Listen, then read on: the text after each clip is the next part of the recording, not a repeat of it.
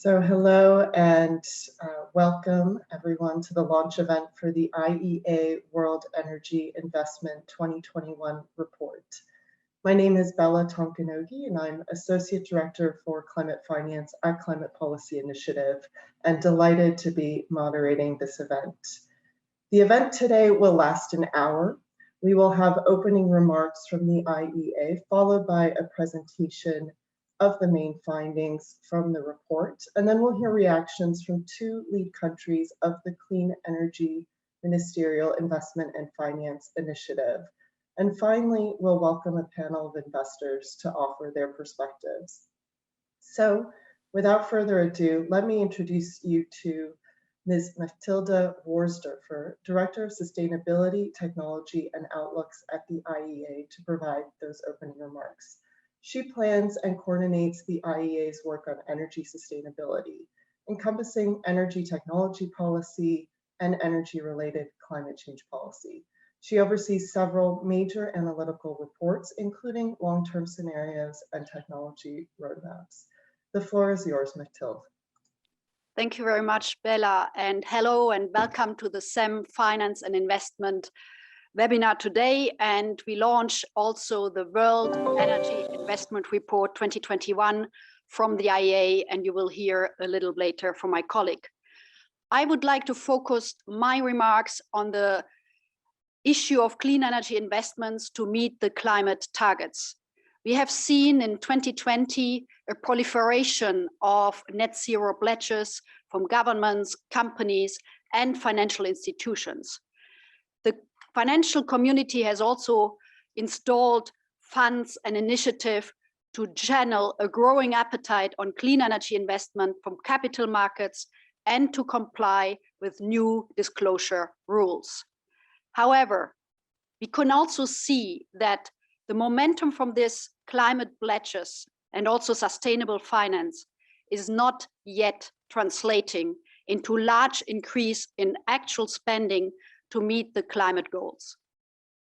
The IEA has recently launched the net zero roadmap by 2050, and this demonstrates how the world needs an immediate and massive deployment of clean energy in the decade ahead. The investment in a range of technologies, renewables, electric vehicles, energy efficiency, and other low carbon technologies would need to more than triple over this decade in order to keep the door open to net zero by 2050. This requires a broad range of governments, and we have here, I'm delighted, Denmark and Germany, to enable the financial system measures to attract increased capital from bank and institutions, as well as innovation in early stage clean energy technologies to prepare for the next stage of the transition. But there is an investment gap which looms even larger for many developing economies, where the pandemic and its effect have often been deeper and longer lasting, and funds to support a sustainable recovery are much less readily available.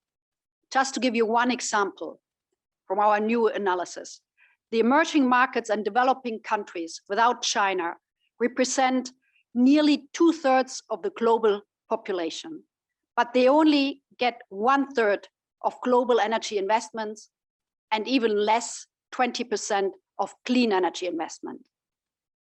And we also find out that in the report, in contrast to advanced economies and China, these countries in 2021 are set to remain below pre-crisis levels.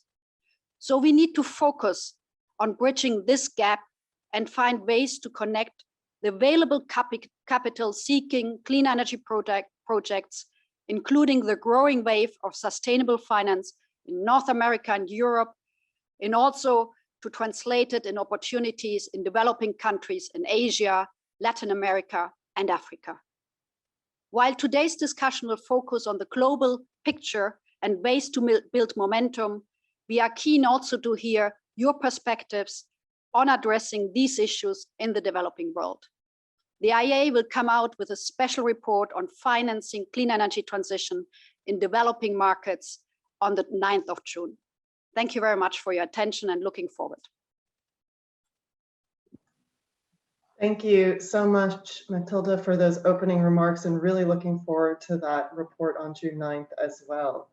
So let me now turn over to Mr. Michael Waldron, Head of Investment Team at IEA, to present the main findings of the World Energy Investment 2021 report. At IEA, Michael's work focuses on assessing the implications of investment and financing trends for meeting energy security and sustainability goals. So over to you, Michael. Thank you very much, and hello, everybody. As the presentation gets pulled up, just a bit of background information. This is the 6th edition of the World Energy Investment. This report is the IEA's annual benchmark in terms of tracking the capital expenditures across all the different energy sectors. So to really try to understand how all the different pledges and ambitions are actually translating into spending on the ground in real energy projects. We also look at the role of different sources of finance, financial flows, and also investments in future technologies through R&D, for example. But the focus is very much on trying to understand whether the world is investing in the technologies that we see as being needed under the IEA scenarios. With thanks to the investment team and a lot of other colleagues at the IEA who contribute this work, also thanks to the Clean Energy Ministerial for giving us the opportunity to launch this presentation during the CEM-12 and the support of the CEM Investment and Finance Initiative.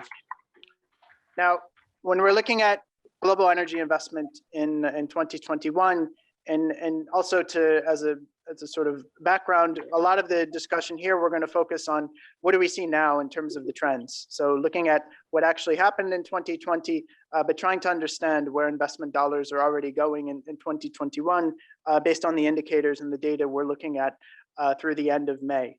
In our previous World Energy Investment, we described how the COVID-19 pandemic delivered a shock to the energy system.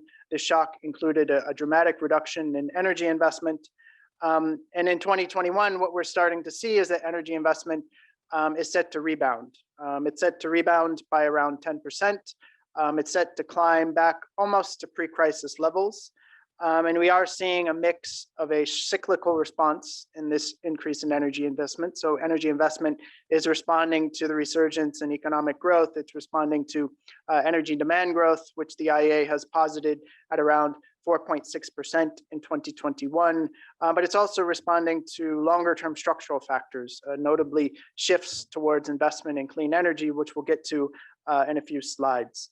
It's worth keeping in mind that the country by country picture varies quite starkly. And a lot of this rebound that we're seeing is more in the advanced economies in China than in other emerging market and developing economies, as Matilda has already pointed out in her opening remarks.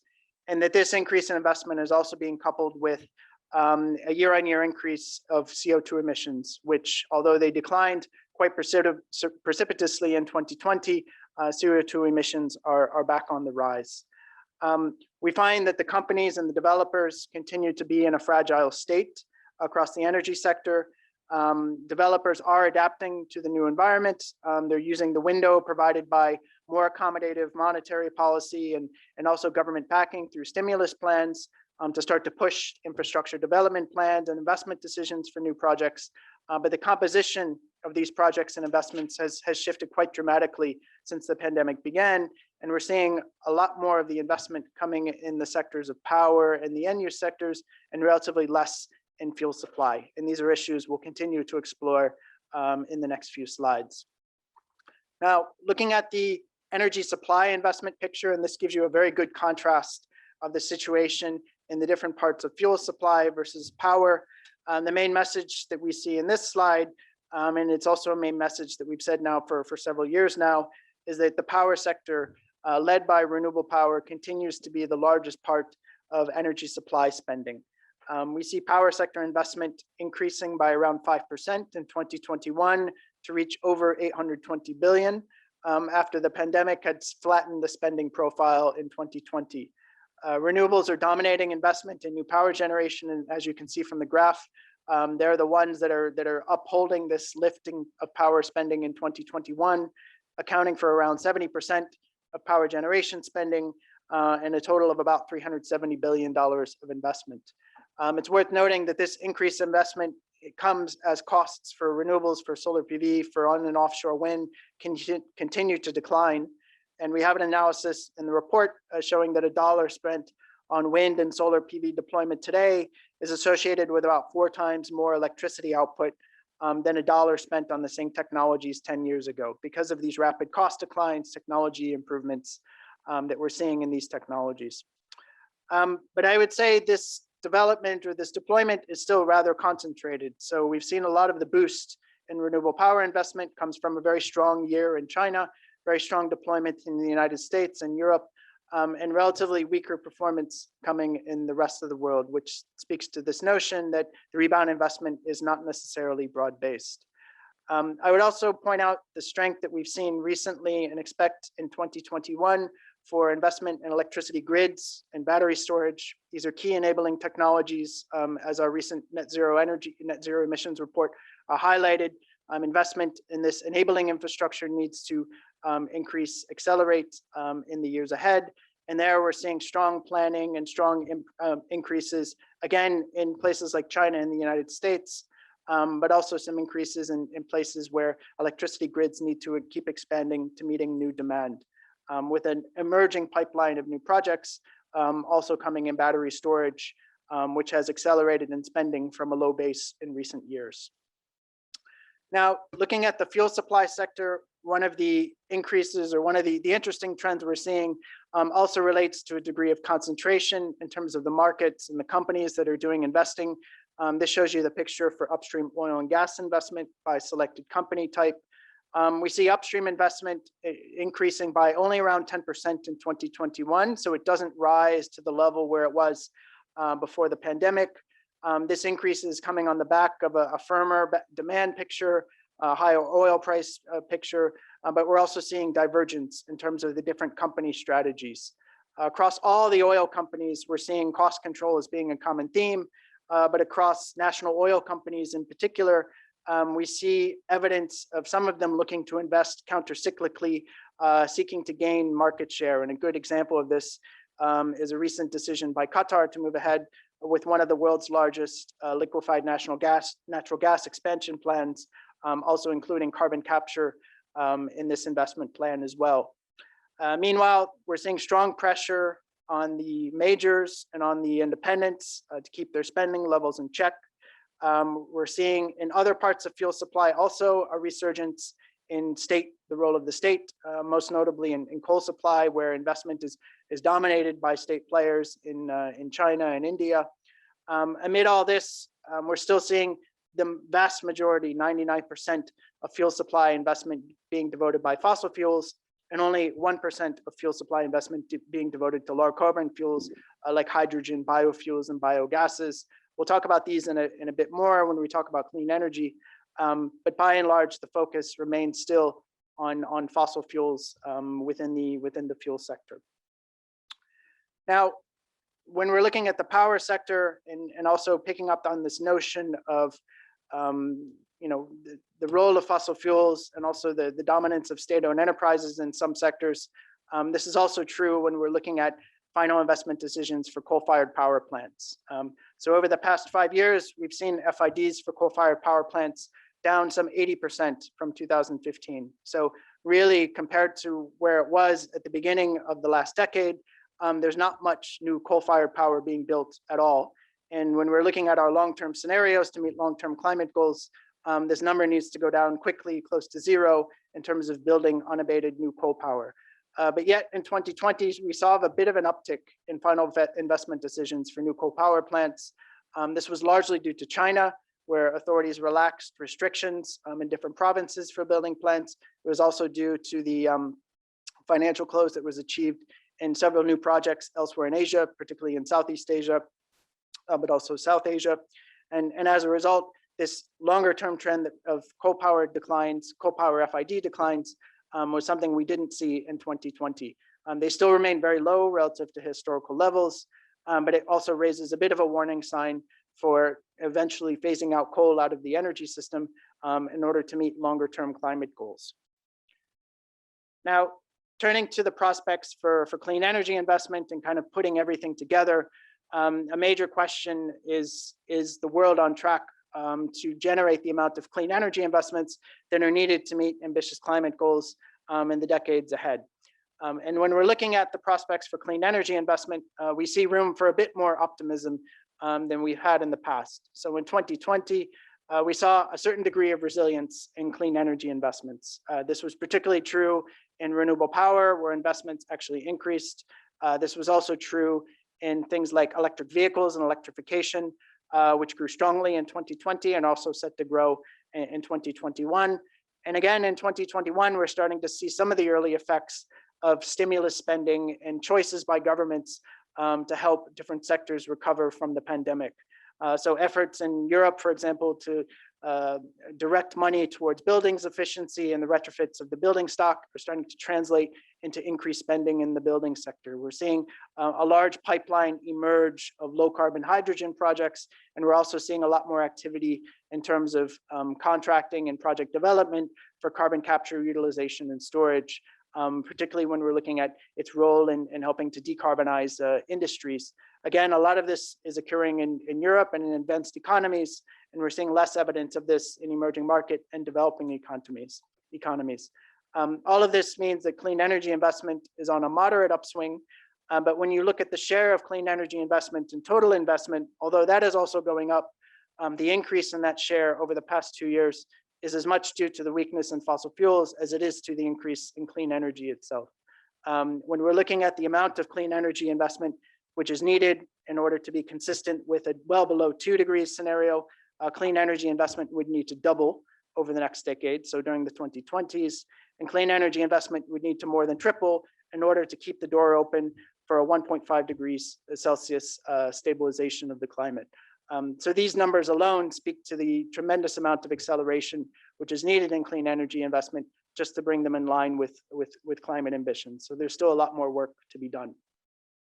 Now, an interesting trend that we notice is that the financial markets have responded quite positively in terms of their evaluation of different clean energy companies.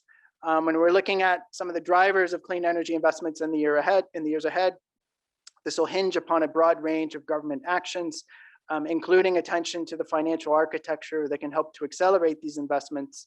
And what we're seeing is strong momentum in the financial markets. First, in terms of the returns. So this picture right here shows you an update of the analysis that we did with Imperial College Business School several months ago, where we looked at portfolios of listed companies across the renewable power space, across fossil fuel space, and comparing this to the performance, the returns of the wider equity markets. And as you can see, over the past decade, particularly in the period from 2015 to 2020, renewable power actually experienced an outperformance with higher returns and also lower volatility than the fossil fuel portfolio, but also the market portfolio as well, suggesting that these technologies, these companies are ways for investors to diversify their portfolios and deliver better risk-adjusted returns. What we have seen, updating this analysis just for the first 4 or 5 months of the year, is that some of this has come down. So some of the increase in the renewables, the dramatic increase we've seen in 2020 has come off, and some of the performance of the fossil fuel companies has rebound, which narrows the gap a bit. Nevertheless, the valuations and the expectations from financial markets for clean energy investments remain relatively high. On the debt market side, we've also seen an influx, and of course, this is a very sort of common observation among market analysts, the dramatic growth in sustainable debt markets. So the issuance of green bonds, sustainability-linked bonds, et cetera, which has accelerated in recent years. Putting all these things together on the financial side, it still appears that things are changing much more quickly than in the real spending side. So we're seeing this acceleration of financial flows into clean energy projects and companies in particular, but we're not seeing the commensurate or corresponding growth in the actual increase in capital spending, although capital spending has been coming up a bit more in recent years. So it's that divergence which is interesting in the role of the financial markets in helping to drive real spending on the ground. Now, one area where we do see companies starting to make different strategic and investment choices is looking at the oil and gas companies. The oil and gas companies are under particular pressure from financial markets and also from societies at large, to reevaluate business models, and also to reevaluate the situation with changing market expectations for demand in oil and gas, and how to make that balance between meeting near-term needs for demand, but also positioning themselves to invest in the future and diversify their businesses. Now, this can encompass different aspects from the oil and gas company perspective. It can mean reducing emissions associated with the supply of oil and gas. It can mean reducing the volumes of oil and gas, or it could mean diversifying their investments into new areas.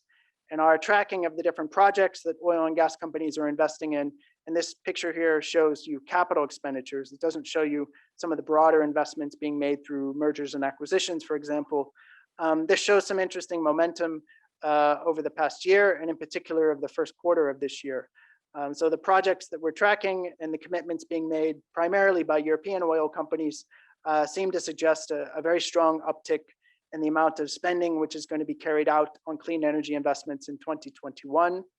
If you were to carry through this momentum that we've seen in the first part of the year, this would put the spending on clean energy by oil and gas companies at something like around 4% of their total capital expenditures for the year, which would be a big increase from what we've seen in the previous years.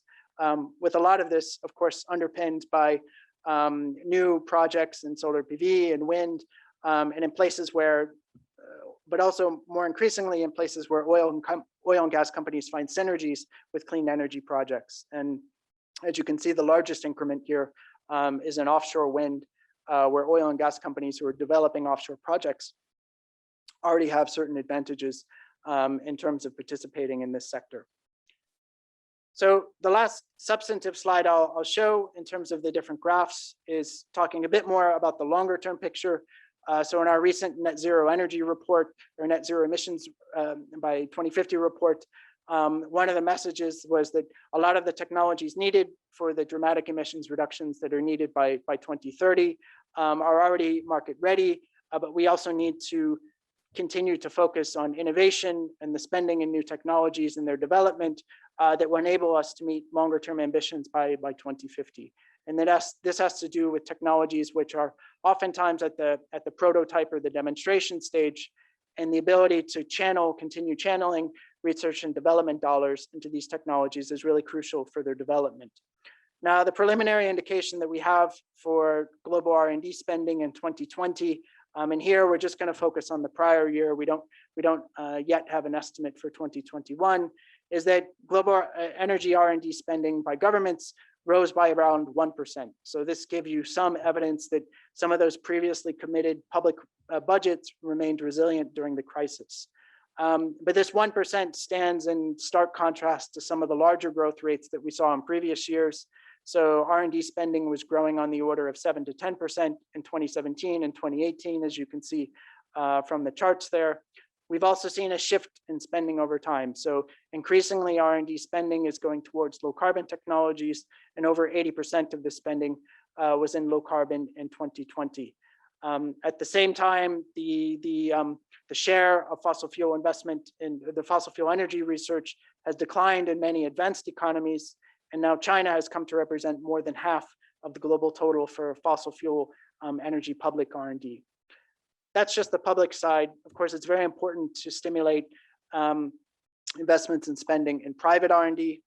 Looking at the corporate R&D sector, we find that the spending was less resilient compared to the public side. So we see a slight decline in 2020, which is notable given some of the increases that we've seen in the prior years as the pandemic started to weigh on corporate budgets and led to also some underspending in projects. So pulling everything together, and I'll just go quickly through the conclusions so we can get to the discussion. As I said before, we see global energy investment rebounding by around 10% in 2021, and this is reversing most of the shock of the pandemic, but the composition of that spending has shifted quite a bit since 2019. As we see spending in upstream oil and gas shift more towards state-owned oil companies, this also raises the prospect of greater market influence by these companies, or potentially raising risks around assets and energy security in the future. But this depends a lot on the speed of transition that we see in the global energy system. Clean energy investment, by and large, has been more resilient during the crisis. It's set for a moderate upswing in 2021, as we're seeing the initial impacts of those recovery plans being more visible in some markets and sectors, particularly on the demand side.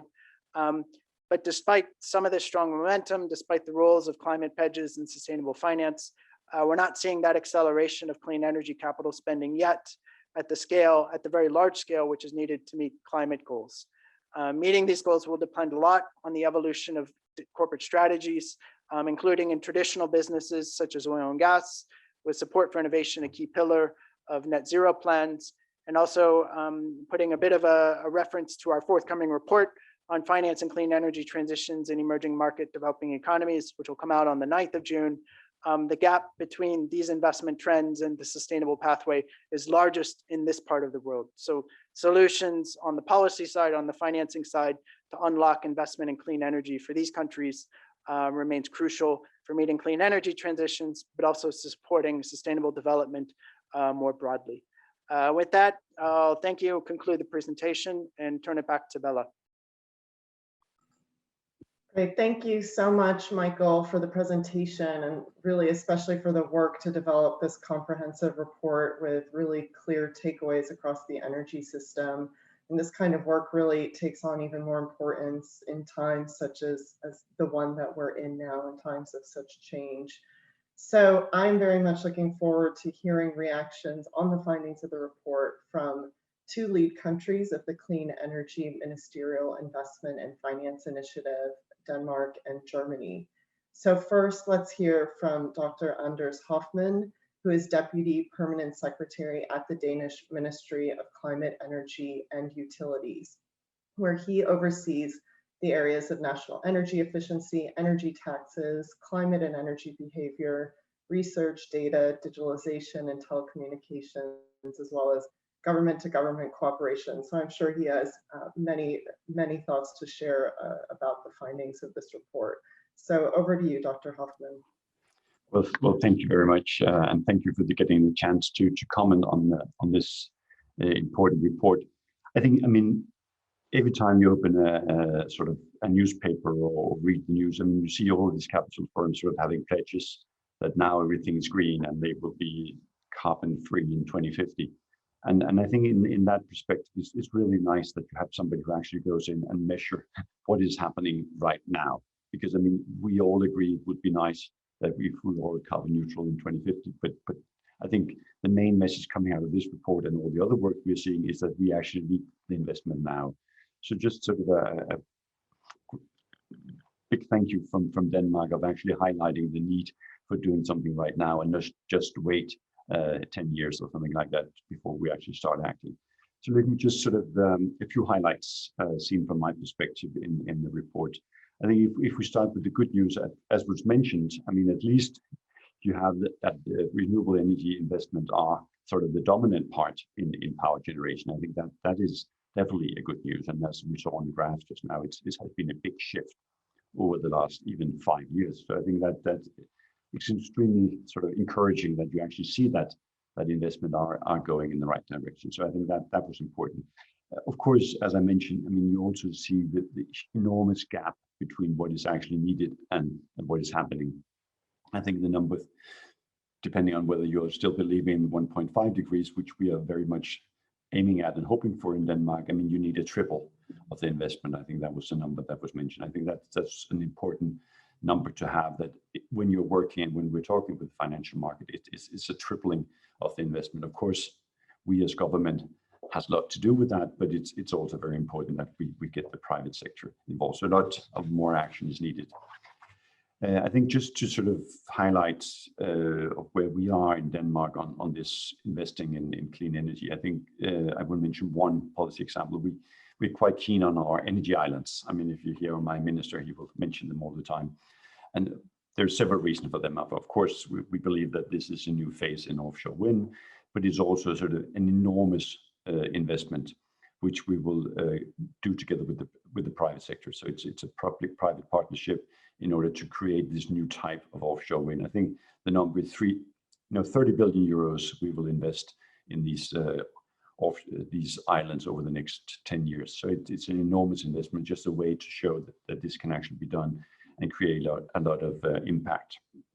And of course, we can't do that without the private investors. I mean, a lot can be done. We can sort of de-risk, and I think this is one of the key also conclusion and message coming out of the report, that you need as government to de-risk and really try to see what kind of policy can you put in place in order to do that. And I think the work of what is actually needed is extremely important, because sometimes I feel the debate becomes too complicated, that as a country you need to completely change your financial system. And I think the message is actually, it could be much more simpler. I mean, of course you need to change something, but things you need to change in order to, for instance, have offshore wind or solar are not that big. I mean, countries can actually do it and start having private investment flowing in. So I think that's also a very important message coming out. We are working on something called the Climate Investment Coalition that is really aiming at that, sort of getting investments now and trying to tell countries the few things they can do in order to do that. I think actually a third important message coming out is the emerging market, which was also mentioned, and there's another report coming up on that. I'm looking very much forward to do that, because that's clearly where we need most action in the future. And you don't need to completely change them. It's a few things you need to do, and you will see, I'm pretty sure, great takeoff also from the private sector. I think my two more points actually. I think you also see the sort of the bad side of the report is that you still see sort of investment in coal-fired power plants in 2020. I was a bit surprised that I mean, I know the numbers have been going down, but it was still sort of a substantial amount of investment coming down. I think you saw some sort of encouraging news from last week with the G7 meeting, and also I think the IEA new zero scenarios, zero scenarios have really shown the way to do that. But of course, we need to phase out those type of investment. I think my final point would be that I was very pleased to see the last slide, where you actually, the work that you've been doing together with the Imperial College, we've been sort of following that for some time. And it's nice to see that you can actually make money on doing good. So there's a few things you need to do as a country in order to get the private investment, and as a private investor, you can actually make money doing good. I think that's a very strong, important signal.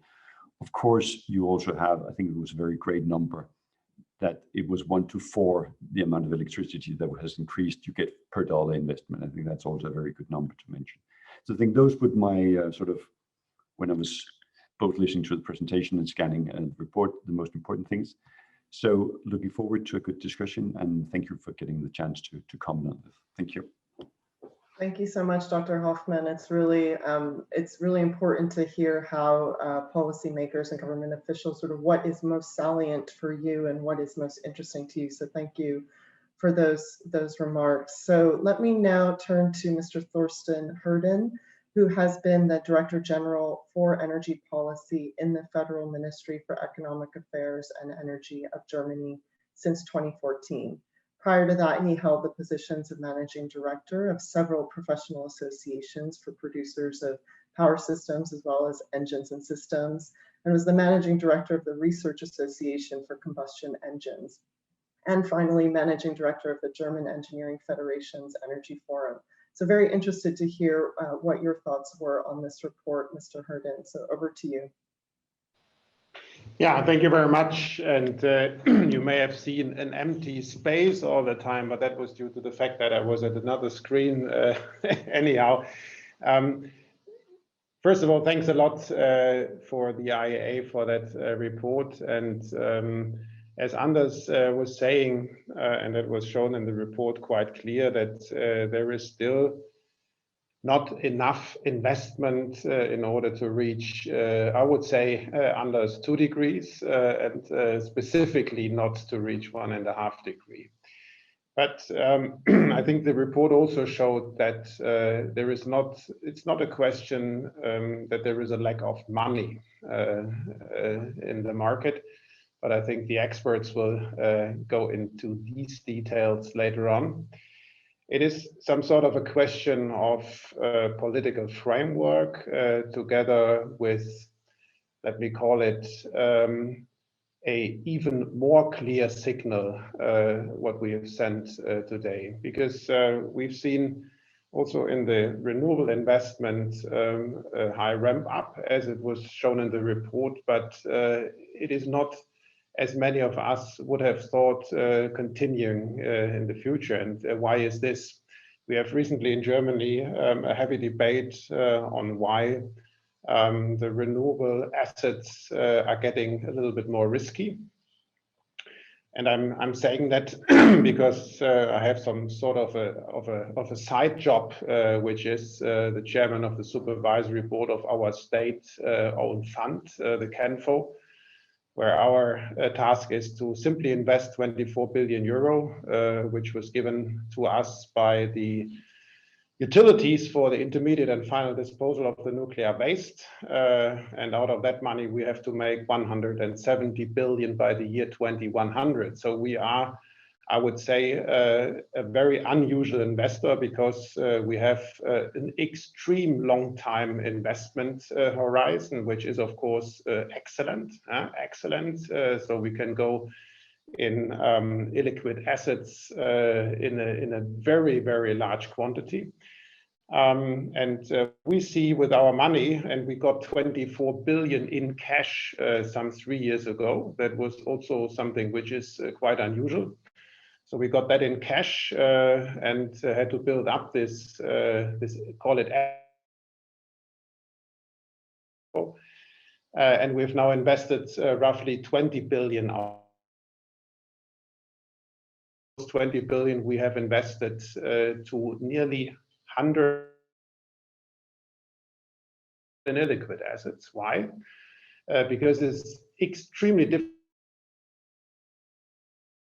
assets. That is something perhaps where we as governments all around the world have to work on.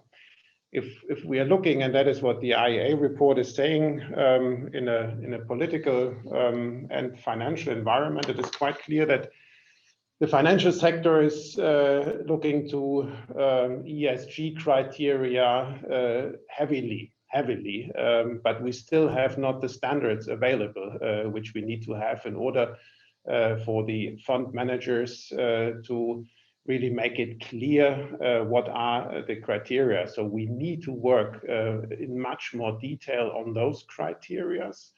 We are talking about taxonomy in Europe, which helps on the one hand side. On the other hand side, it is very often the case that, for instance, if you look to gas, we are not talking about transition periods. We are talking on the end point of the phase. So what should the investor do? Should I invest in, let's say, a new oven in the steel industry, which will need at the end renewable hydrogen? But at the very beginning, it has to have gas, otherwise it doesn't work when gas is discussed as being the fuel which has to be taken out of the market immediately. A point to Mechthild Wörsdorfer, when I saw the last IEA report on the world's energy outlook, was first of all extremely thankful that the IEA is now going that clear route towards climate neutrality. But on the other hand, it gives the signal to the investors, skip away from gas. So how does that help in order to bring a transition period in place? Another point as an example, we have heavily discussed in our fund whether or not to invest in Ørsted. I think everybody knows Ørsted, one of the most leading towards renewable energy going companies. But at that point of time, they still had a little bit of coal in their portfolio, as they have right now. So there were ESG criteria which forbid us to invest in companies which do have coal in their portfolio. I can just tell you what a nonsense. So I could convince my people that we invest in Ørsted, and so we did. So what I'm saying is what we need, and I think therefore there also the IEA could help, is to set up criteria, to help to set up criteria not only in Europe, but all over the world. When I'm looking again into what is necessary, I would say we have a wonderful investment area if you just look into hydrogen, Anders was talking about offshore islands, and I'm now looking into hydrogen. We all understood that the world will consist of electrons as well as of molecules. And for hydrogen, we have the production of renewable energy, we have the conversion into hydrogen or derivative, we have the infrastructure, and we have the off-takers. All of that is not existing. All of that is not existing. So what a wonderful investment opportunity. But, and that is something where the governments worldwide, together with the help of IEA, but also IRENA, have to define criteria in order for the fund managers that they know where to go to. So that is something we should take up. So far from my side, thank you very much. Great, thank you so much, Thorsten. That is certainly the first time that I've heard somebody say that they manage billions of euros as a side job. So thank you for the remarks, and it's a very good segue into our investor perspectives panel as well. So let's go ahead and move to that panel now. The panel is about new challenges and opportunities to mobilize capital at scale into clean energy transitions post-COVID-19. We have three esteemed investors with us today to provide us with their perspectives on how they view the market and what levers can be effective to accelerate the transition. And I'll first introduce all three of them, and then we'll go ahead and kick off the panel. So first we have with us Mr. Jan Janssen, who's the CEO of PKA, one of the largest occupational pension funds in Denmark. He has a Master of Science in Engineering and a graduate diploma in Business Administration. And before joining PKA in March 2020, Jan was Group Managing Director and COO of PFA, which is the Danish pension fund, for 10 years. So next we have Ms. Deirdre Cooper, who is co-head of thematic equity within the multi-asset team at 91.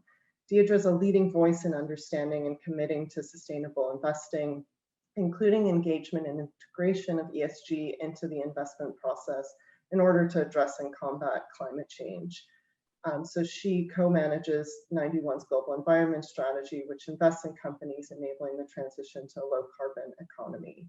Finally, we have Ms. Maria Gillescu, who's the Chief Executive Officer and founder of Ardinal Investment Management, an investment firm focused on energy infrastructure that she started in 2017. And prior to Ardinal, she spent 15 years at Goldman Sachs, where she most recently served as a portfolio manager and managing director in the Goldman Sachs Investment Partners Group.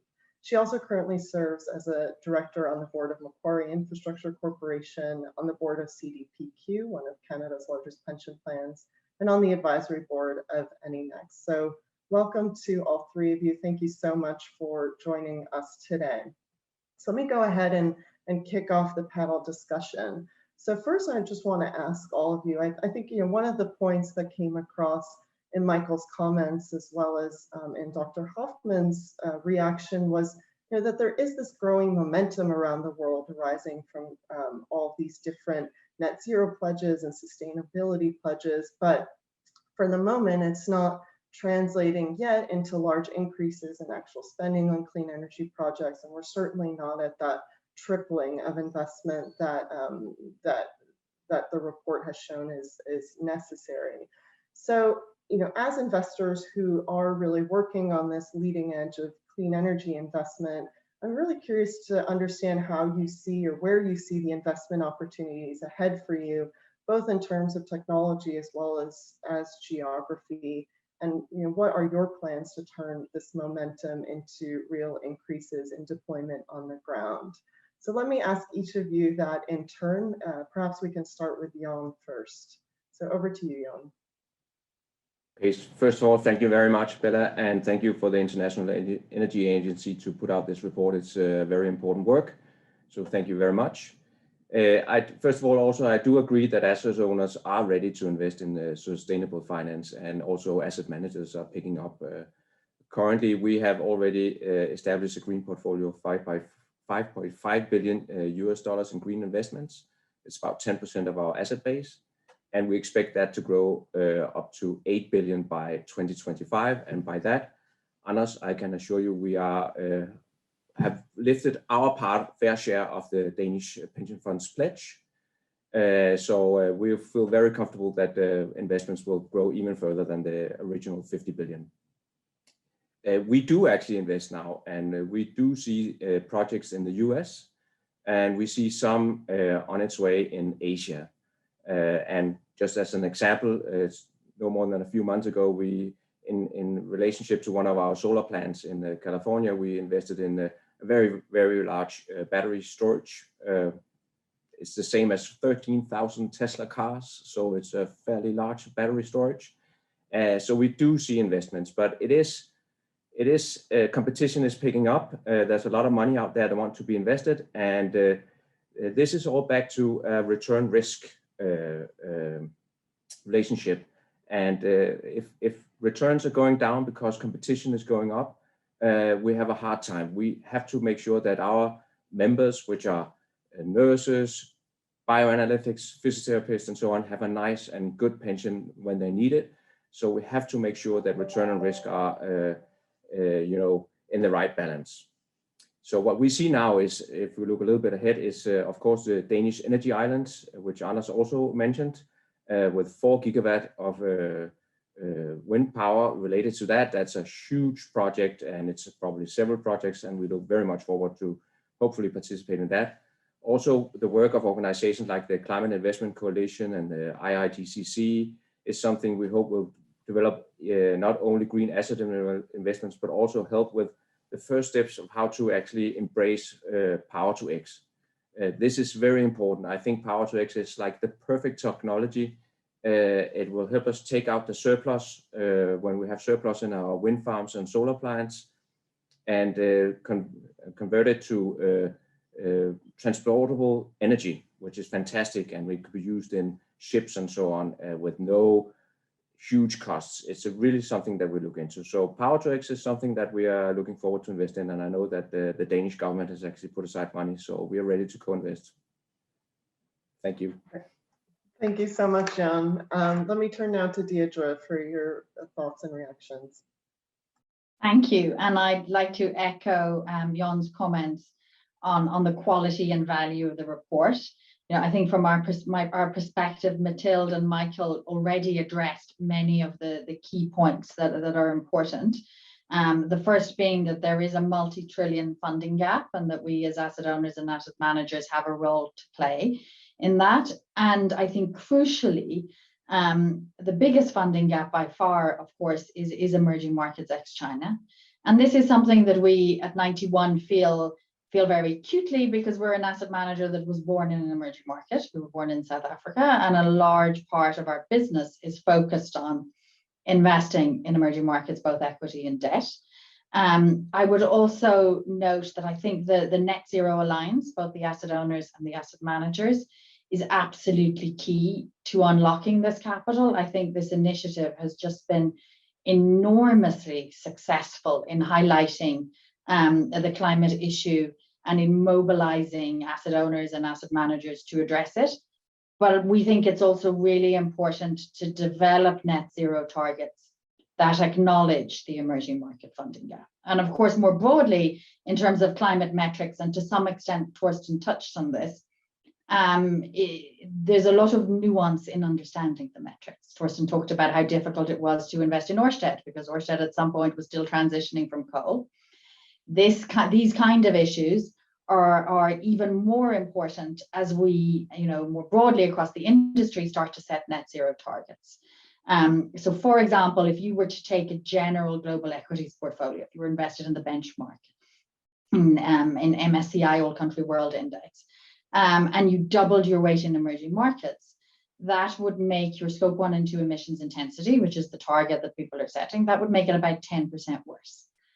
If you were to double your weight in the biggest tech companies, you took the 3 biggest, that would make your scope 1 and 2 emissions intensity about 7% better. So when you're setting those targets, it's really important, I think, for people to report not just the target, but also the attribution in getting there.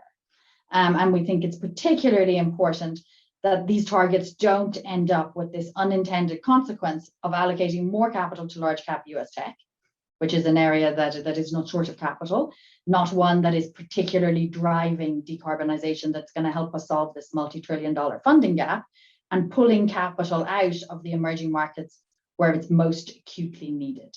So we think it's really important that the attribution behind those targets is understood.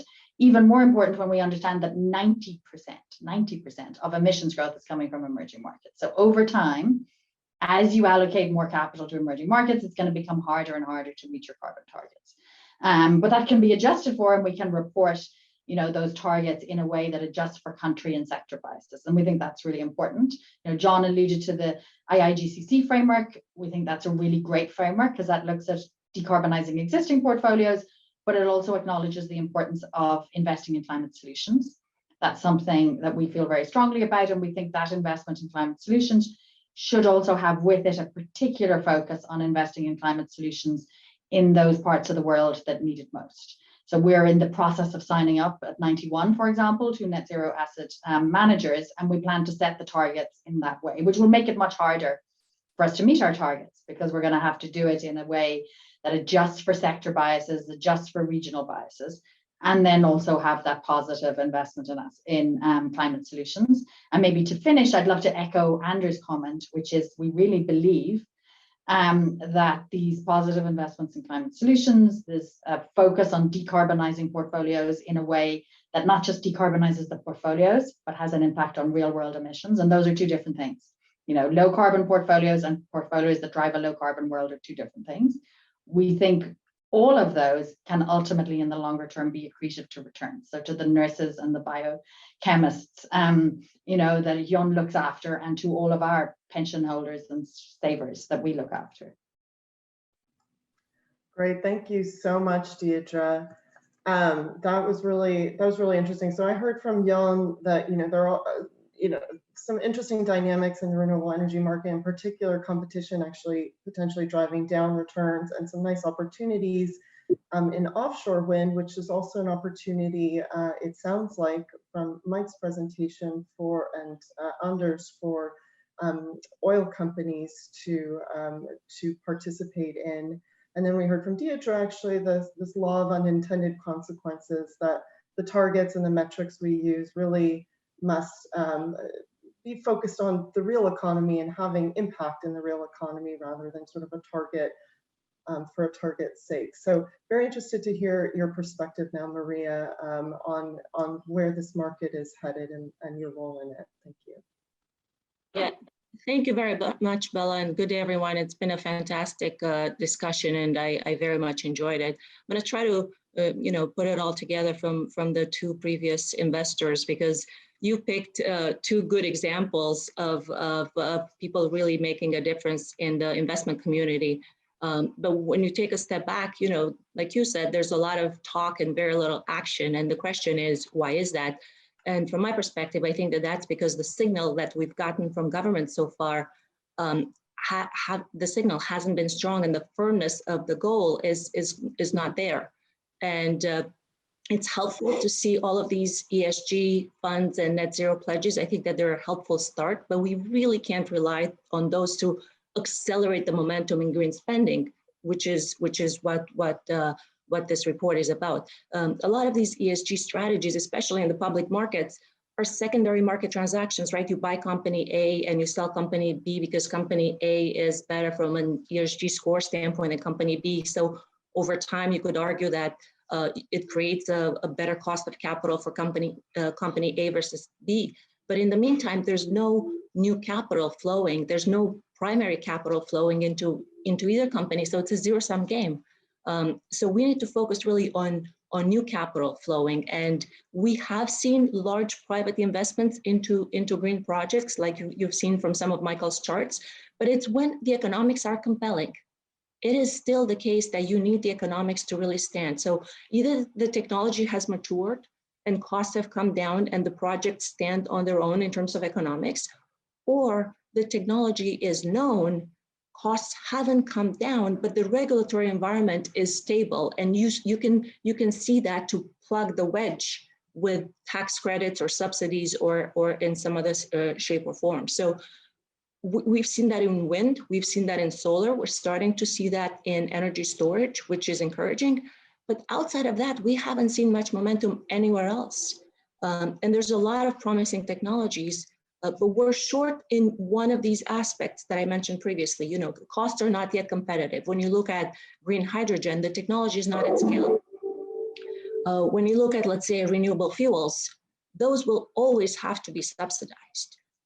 Same thing with carbon capture. It's very promising, but the regulatory burden is significant, really significant. And that's why we're seeing a lot of talk and sadly, very little action.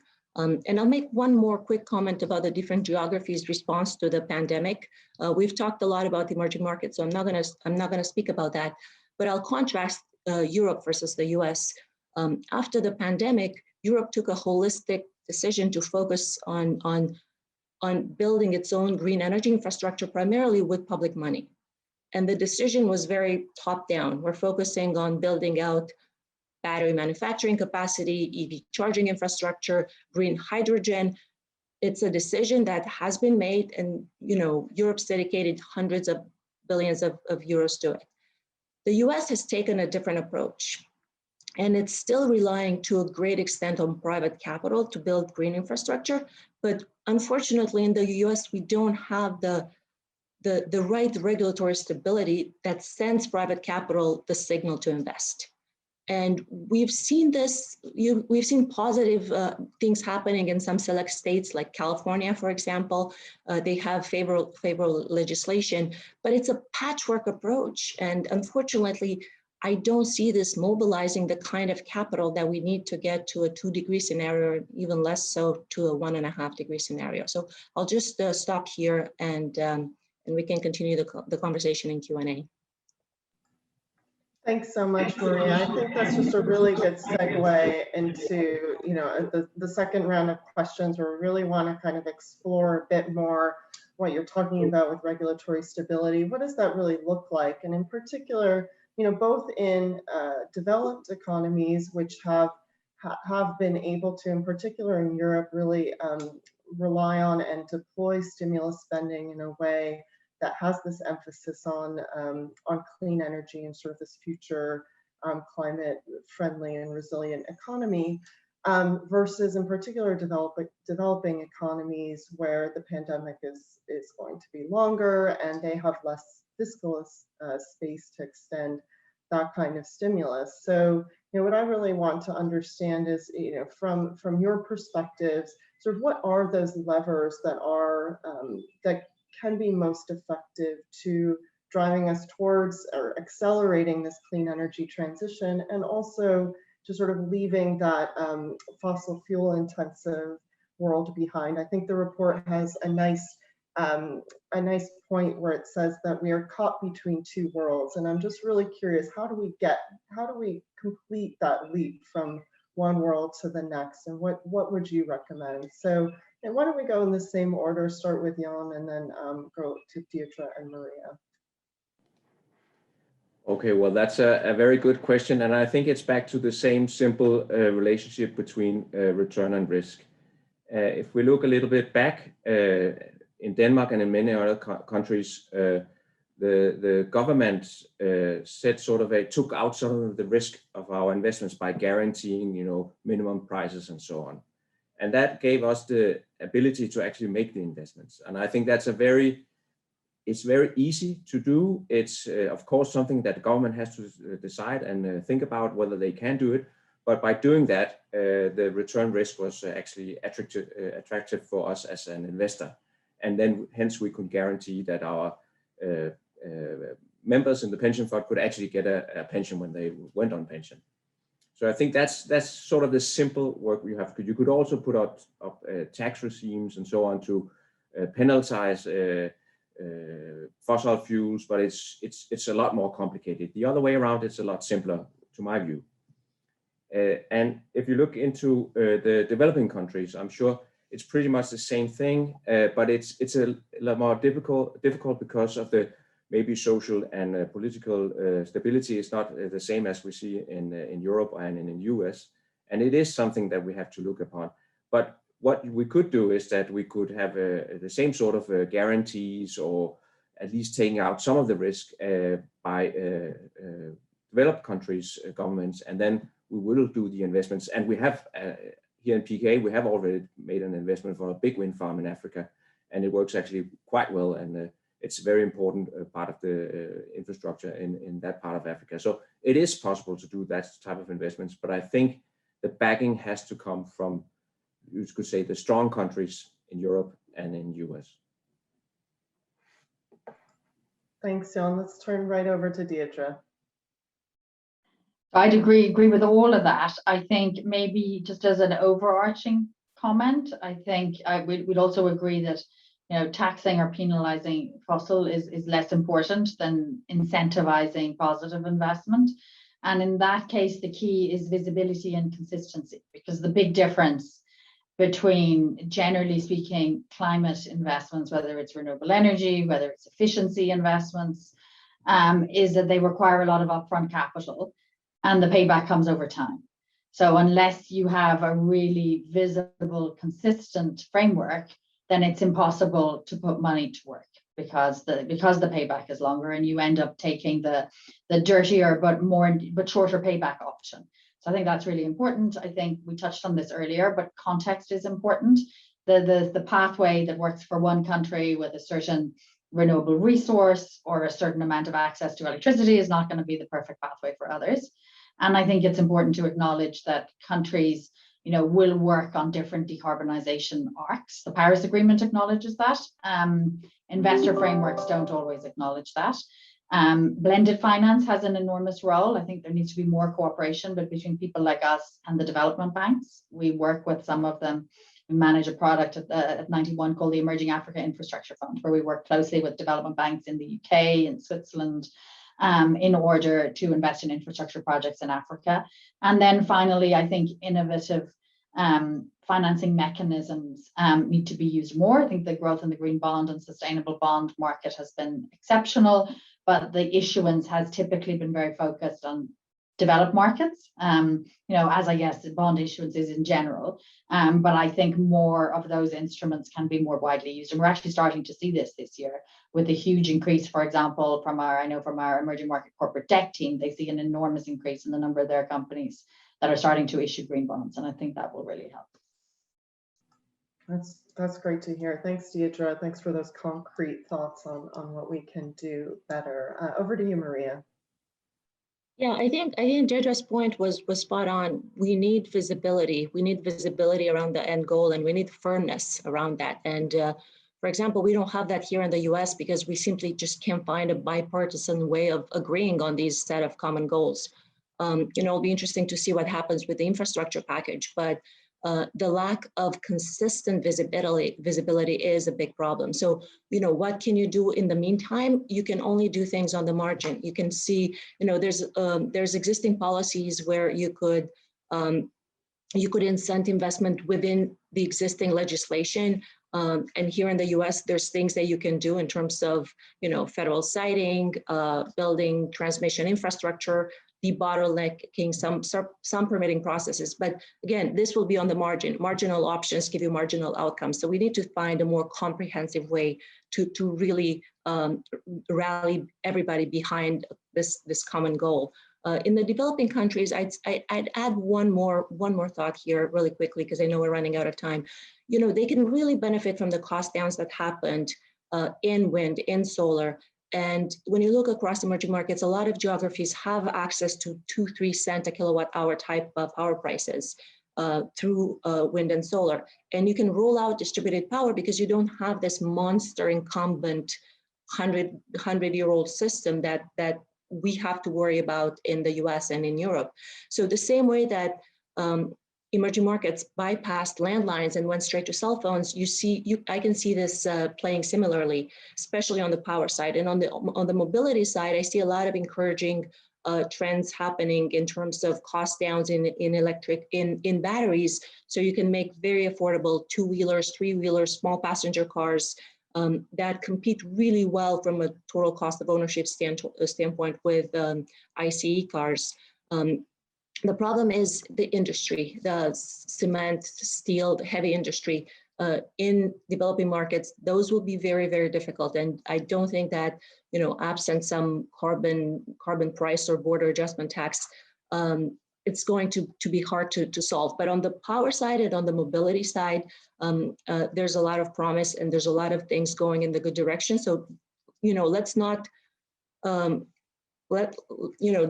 let perfect get in the way of good, and let's try to accelerate this momentum. And thank you so much, Maria, and thank you to all three panelists. I think that was quite a hopeful note to end on, both in really kind of identifying some really concrete solutions. All three of you just did that. I heard in particular a few themes there between consistency of policy and stability of regulations and regulatory regimes. The context is incredibly important, and I think that's especially true in developing economies, but of course also in developed economies. And the last thing I heard was really simplify. So, that there are simple solutions that can work, and the simpler that we can make it, and the more that we can focus on the good rather than the perfect, the better, the more effective we can be in driving this transition. So with that, let me close the event. Thank you all again, all of the panelists, and particularly the IEA for the excellent work, and really the excellent work to drive this conversation. And thank you again, and have a wonderful rest of your day. Thank you.